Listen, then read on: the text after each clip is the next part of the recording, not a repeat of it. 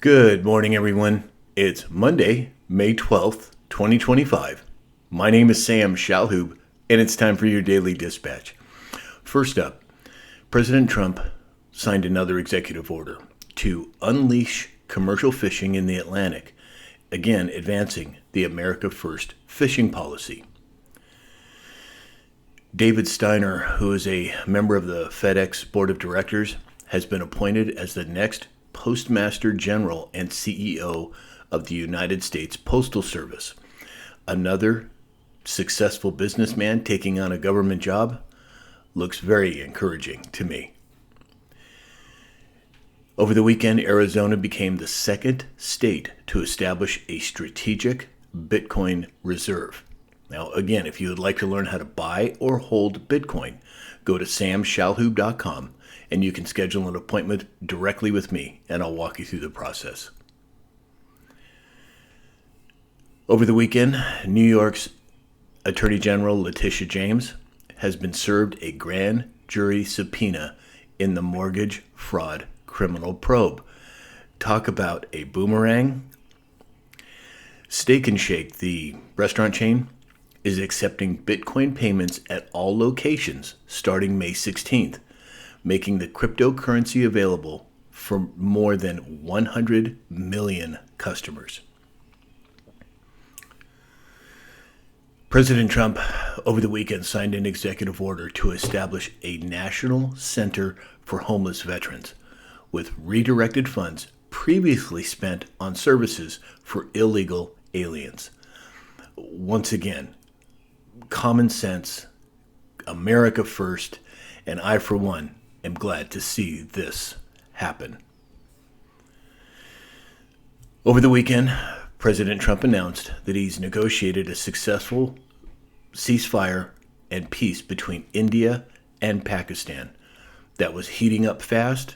Now it looks like it's peacetime over there as well.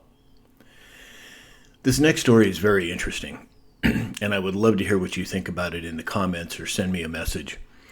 Congressman Tim Moore posted a video over the weekend, and he talked about tunnels under the U.S. Capitol.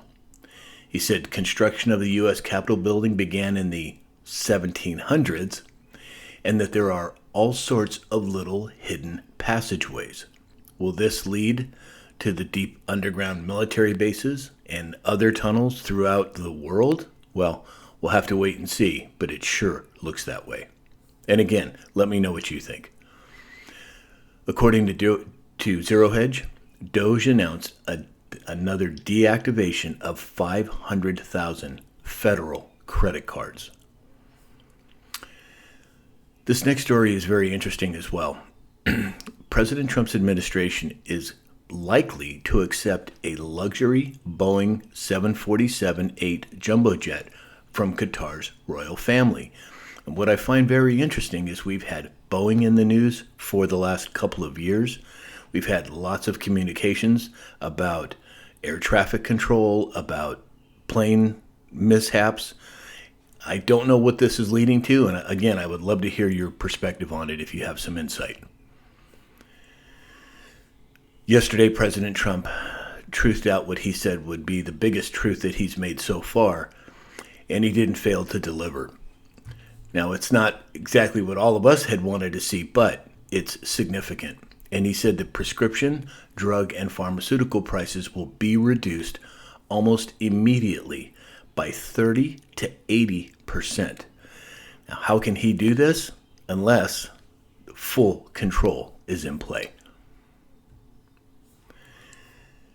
And then finally today, this morning, the U.S. and China said that they had agreed to a 90-day pause on most of the tariffs that have been imposed on each other since last month. And there's all kinds of speculation that the stock market is going to explode this morning. No way to tell until it happens or doesn't happen. But I find it interesting that this is happening on Monday.